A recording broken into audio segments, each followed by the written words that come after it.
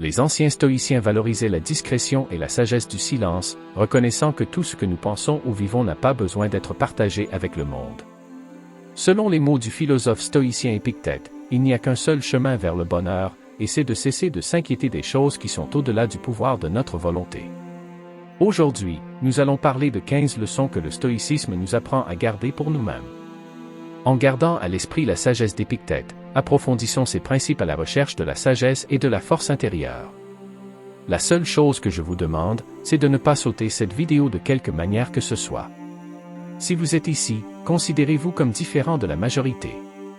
Considérez-vous comme une exception. Maintenant, agissez comme tel et ne sautez aucune partie du contenu. Leçon 1. Dans le stoïcisme, une philosophie centrée sur la force intérieure et la résilience, une règle cruciale est d'éviter de parler négativement de vous-même. Cette règle va si loin que même vos pensées privées ne devraient pas se livrer à l'autodérision, comme le conseille Marc Aurèle, un éminent philosophe stoïcien et empereur romain. La raison de cette directive est de préserver votre confiance en vous et votre bien-être mental général. Lorsque vous avez constamment une mauvaise opinion de vous-même, comme dire que je suis nul dans ce domaine ou que je ne m'améliorerai jamais, vous sapez essentiellement votre propre estime de soi. Ces pensées négatives peuvent sérieusement entraver votre motivation et entraver votre croissance personnelle. Pour suivre cette sagesse stoïcienne, il est essentiel d'être conscient de vos pensées intérieures. Au lieu de vous rabaisser, faites un effort conscient pour vous rappeler votre potentiel et vos capacités. Transformez votre dialogue interne en affirmation positive, en vous disant que je suis capable d'y parvenir, et même si cela prend du temps, j'y arriverai éventuellement. En adoptant cet état d'esprit positif et axé sur la croissance, vous renforcez non seulement votre confiance en vous, mais vous stimulez également votre résilience, en vous alignant bien avec les principes fondamentaux du stoïcisme. Leçon 2. Accrochez-vous à vos victoires privées. Épictète, un sage philosophe stoïcien, nous donne de précieux conseils sur l'amélioration de soi. Il suggère que lorsque nous travaillons à devenir meilleurs, nous devrions le faire tranquillement et avec humilité. Au lieu de parler bruyamment au monde de nos efforts, Épictète recommande de laisser nos actions montrer nos progrès. Selon lui, l'amélioration de soi est un voyage personnel pour notre propre bénéfice, et non quelque chose dont on peut se vanter pour obtenir les applaudissements des autres. Se vanter de nos réalisations peut rendre nos intentions moins authentiques et peut même réduire notre motivation. Épictète croit au dicton « Les actions parlent plus fort que les mots ».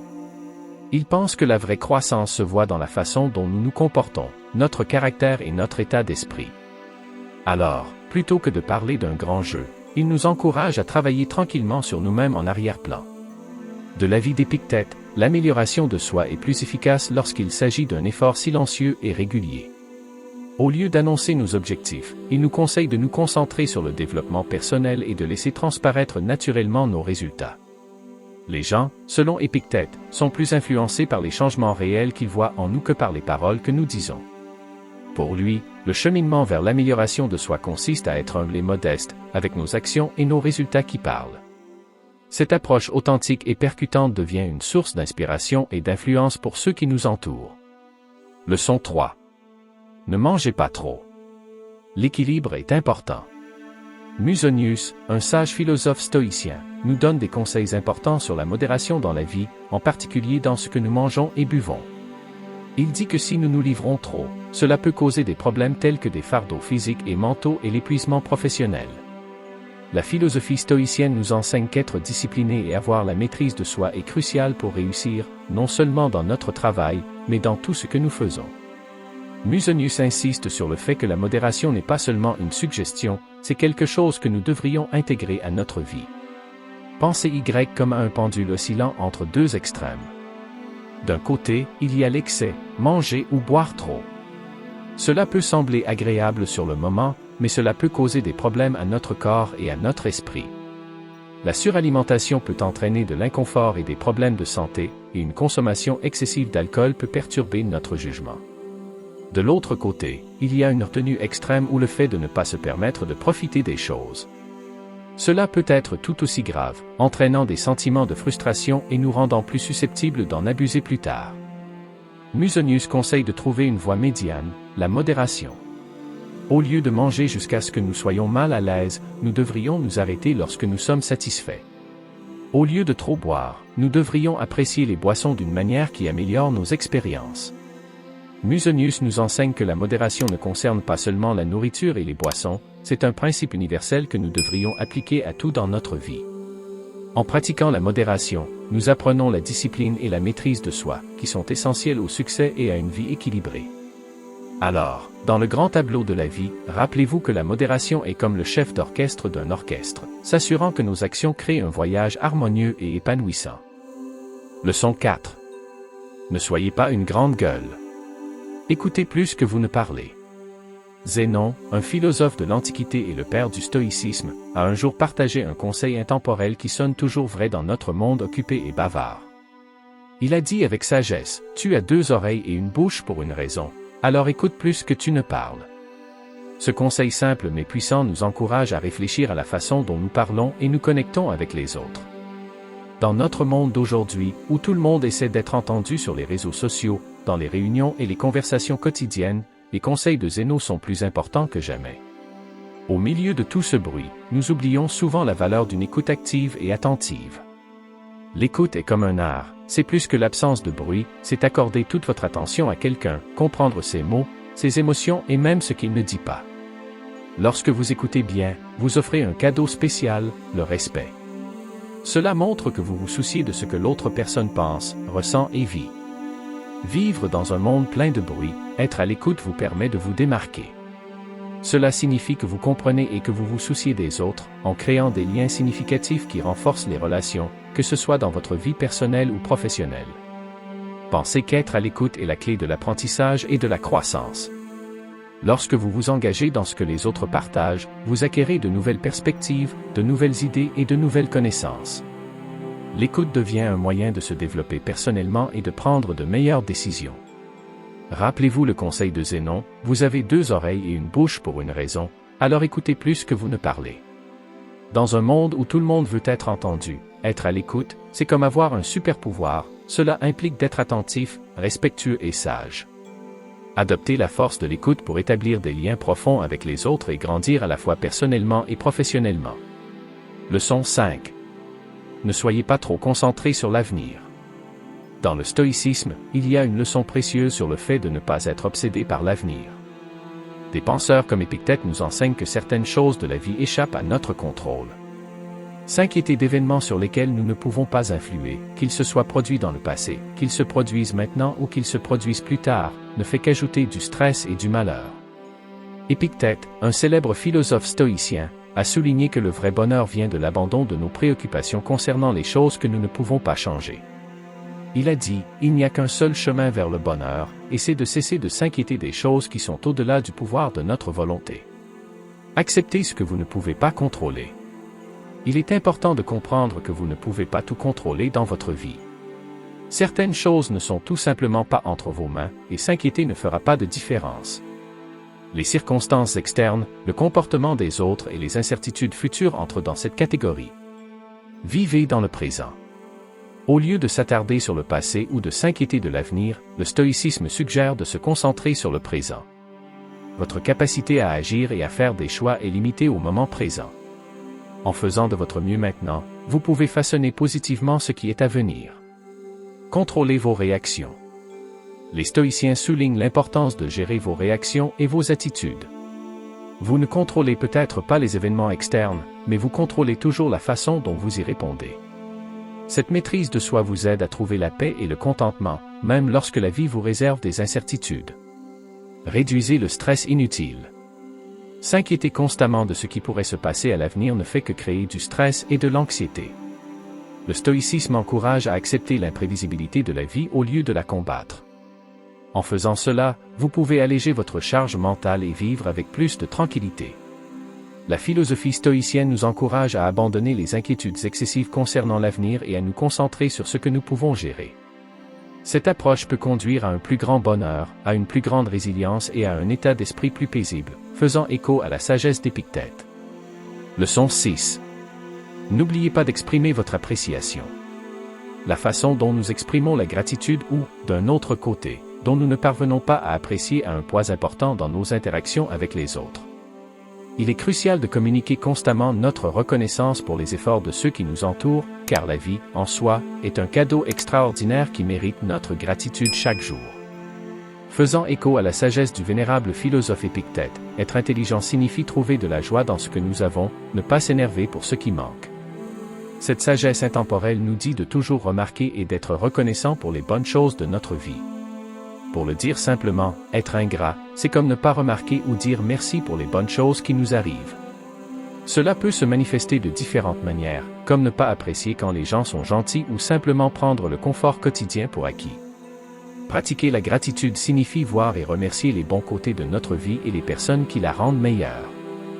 Lorsque nous agissons comme si nous ne nous soucions pas ou n'apprécions pas les choses, cela peut créer un fossé entre nous et les gens qui nous entourent. Cela peut entraîner des problèmes, blesser des sentiments et rendre les choses gênantes socialement. D'un autre côté, montrer de la gratitude améliore les relations et crée un endroit où tout le monde se sent remarqué et important. Ainsi, lorsque vous parlez aux autres, rappelez-vous toujours à quel point il est important d'être reconnaissant. Prenez l'habitude de dire merci pour les bonnes choses que les gens font, les opportunités que vous avez et les bonnes choses qui se présentent à vous. En faisant cela, non seulement vous améliorez les relations, mais vous enrichissez également votre propre vie en voyant toutes les bonnes et belles choses autour de vous. Leçon 7. Évitez de vous plaindre pour une vie plus heureuse. Se plaindre est une habitude que beaucoup d'entre nous prennent sans s'en rendre compte. Nous l'utilisons souvent pour exprimer notre frustration ou rechercher la sympathie. Mais en réalité, se plaindre améliore rarement les choses. Au lieu de cela, il apporte de la négativité dans nos vies et dans la vie de ceux qui nous entourent. Comme l'a dit le sage philosophe Marc Aurèle, il faut très peu pour mener une vie heureuse. Tout est en vous, dans votre façon de penser. En termes plus simples, notre bonheur dépend principalement de la façon dont nous voyons le monde et y répondons. Pourquoi se plaindre n'est pas utile? Les plaintes deviennent généralement un cycle répétitif et improductif. Lorsque nous nous plaignons, cela mène rarement à une solution ou à un changement positif. Au lieu de cela, cela peut nous faire sentir comme des victimes, impuissants et stressés. Se plaindre constamment peut également mettre à rude épreuve nos relations, épuisant émotionnellement ceux qui nous entourent.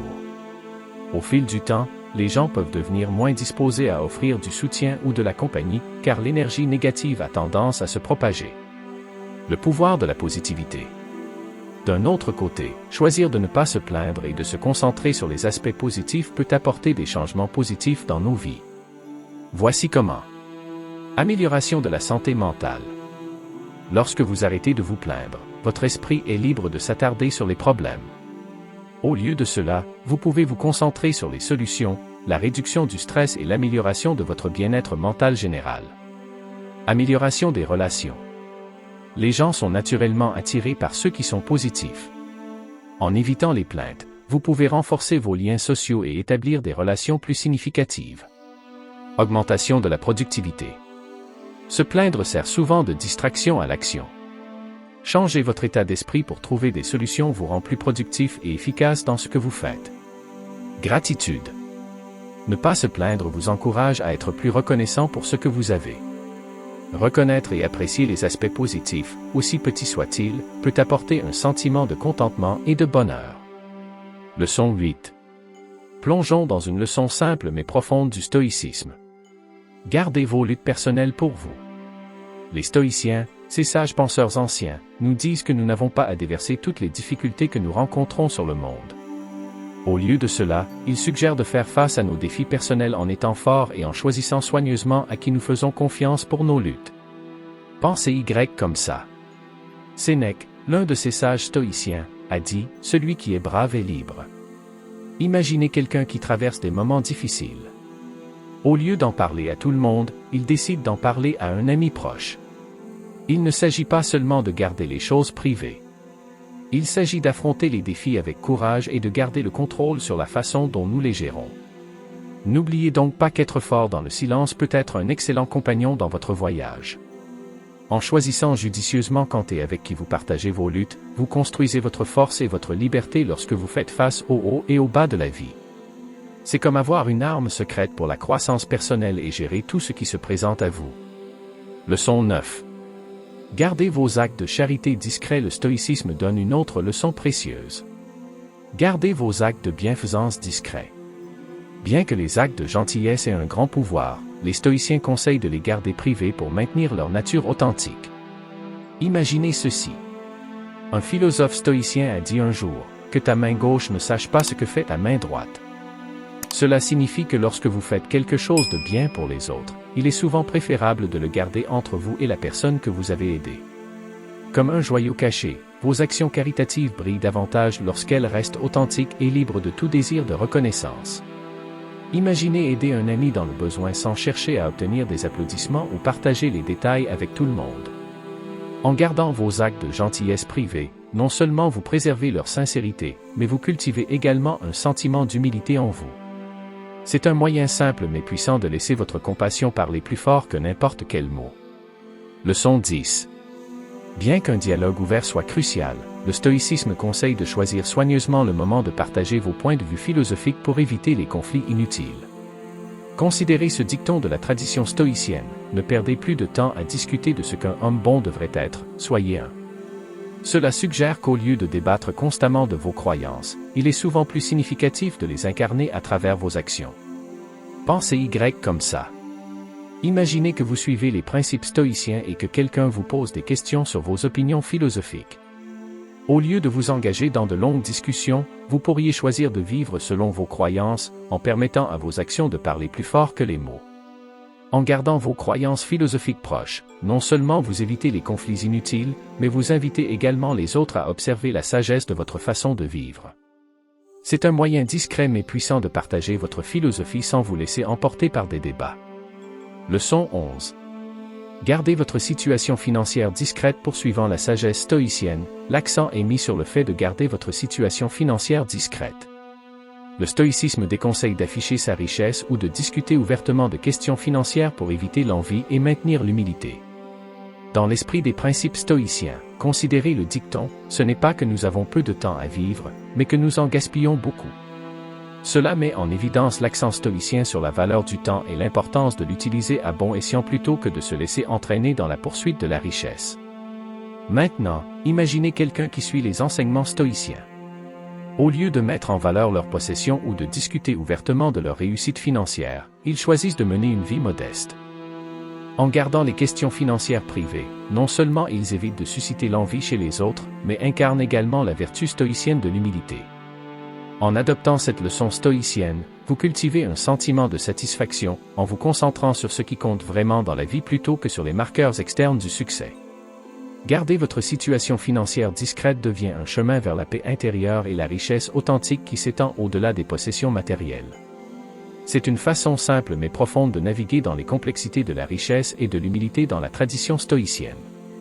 Leçon 12. Gérer les insultes avec sang-froid. L'approfondissement de la leçon stoïcienne sur la gestion des insultes révèle l'importance de garder son sang-froid face aux attaques verbales.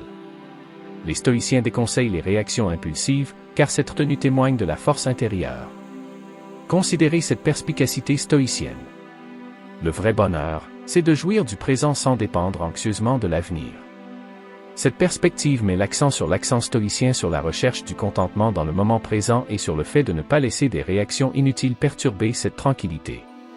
Imaginez que quelqu'un incarne les principes stoïciens lorsqu'il est confronté à des insultes, plutôt que de réagir impulsivement avec colère, il choisit le sang-froid, laissant la perspicacité de la citation stoïcienne le guider. Cette réponse non seulement dissipe les tensions, mais illustre également l'accent mis par la philosophie stoïcienne sur le contentement et la résilience actuelle. En gérant les insultes avec sang-froid, non seulement vous vous protégez des conflits inutiles, mais vous faites également preuve d'une force sereine qui découle de la vie dans le présent. C'est un moyen simple mais puissant de naviguer dans les interactions sociales avec grâce et constance, conformément aux enseignements stoïciens. Leçon 13. Gardez vos affaires familiales privées. Poursuivant la sagesse stoïcienne, la leçon est de garder vos affaires familiales privées. Le stoïcisme conseille de sauvegarder l'intimité de nos affaires familiales pour maintenir l'harmonie au sein du foyer. En réfléchissant sur les principes stoïciens, considérez cette parole, la meilleure vengeance est d'être différent de celui qui a commis l'injustice. Cette notion souligne l'accent mis par les stoïciens sur la réponse aux défis par la vertu plutôt que par l'escalade des conflits. Maintenant, imaginez quelqu'un embrassant les enseignements stoïciens au sein de sa famille, au lieu de discuter publiquement ou d'exprimer des affaires familiales, ils choisissent la discrétion. En gardant ces questions privées, ils maintiennent non seulement l'harmonie familiale, mais incarnent également la vertu stoïcienne de répondre aux défis avec sagesse et intégrité. En respectant l'intimité des affaires familiales, vous contribuez à un environnement familial résilient et harmonieux. C'est une façon simple mais profonde de naviguer dans les complexités de la vie de famille en accord avec les valeurs stoïciennes. Leçon 14. Gérez votre santé en privé. Une autre leçon stoïcienne précieuse se déroule, gérez votre santé en privé. Bien que les soins personnels soient cruciaux, le stoïcisme suggère de ne pas rendre publics les problèmes de santé à moins que cela ne soit nécessaire pour éviter une sympathie ou une attention inutile. En réfléchissant sur les principes stoïciens, considérez ce dicton, celui qui craint la mort ne fera jamais rien de valable pour un homme vivant. Cette idée souligne l'accent mis par les stoïciens sur le fait d'affronter les défis de la vie, y compris les problèmes de santé, avec courage et résilience. Maintenant, imaginez quelqu'un qui suit les enseignements stoïciens dans la gestion de sa santé. Au lieu de discuter ouvertement de chaque maladie, il privilégie la vie privée. Cela permet non seulement d'éviter une attention inutile, mais aussi d'incarner la vertu stoïcienne d'affronter les défis avec une force tranquille. En traitant les questions de santé en privé, vous conservez non seulement votre dignité, mais vous cultivez également votre résilience face aux défis physiques. C'est un moyen simple mais puissant de gérer les problèmes de santé en accord avec les valeurs stoïciennes. Leçon 15. Gardez vos objectifs pour vous-même. Et notre dernière leçon, gardez vos objectifs pour vous. Bien que le partage des aspirations puisse être motivant, le stoïcisme conseille de garder certains objectifs privés pour éviter les pressions ou les distractions extérieures. Considérez ce dicton stoïcien, la meilleure vengeance est d'être différent de celui qui a commis l'injustice. Cela souligne l'accent mis par les stoïciens sur la croissance personnelle et la vertu en réponse aux défis plutôt que de rechercher la validation ou l'approbation des autres. Maintenant, imaginez quelqu'un qui intègre la sagesse stoïcienne dans l'établissement de ses objectifs. Au lieu de diffuser toutes leurs ambitions, ils choisissent de garder certains objectifs privés. Cela non seulement protège leurs aspirations des influences extérieures, mais s'aligne également sur la vertu stoïcienne de se concentrer sur le développement interne. En gardant certains objectifs pour vous, vous cultivez un sentiment d'indépendance et de résilience. C'est un moyen simple mais puissant de poursuivre la croissance personnelle sans être influencé par des opinions extérieures en harmonie avec les enseignements stoïciens. Alors que nous concluons cette exploration de la sagesse stoïcienne, je vous encourage à revisiter ces leçons et à réfléchir à la façon dont elles résonnent avec votre propre vie. Les anciens stoïciens nous ont laissé des principes intemporels qui continuent de nous guider pour naviguer dans les complexités de notre monde moderne. Prenez un moment pour réfléchir à l'importance de garder votre dialogue intérieur, de gérer les défis avec sang-froid et d'embrasser le pouvoir de la discrétion dans divers aspects de votre vie. Si ces leçons stoïciennes ont résonné en vous, envisagez de partager vos pensées et vos expériences avec les autres. Engagez des conversations, que ce soit en ligne ou avec votre entourage, et découvrez comment ces principes se manifestent dans différentes vies. Aimez et partagez ces idées, en diffusant la sagesse du stoïcisme pour contribuer à un voyage collectif vers la force intérieure, la résilience et une existence plus épanouissante. Puissent les leçons du stoïcisme vous guider sur votre chemin vers la croissance personnelle et le bien-être. Partagez la sagesse, adoptez les enseignements et poursuivez votre voyage vers un mode de vie plus stoïcien.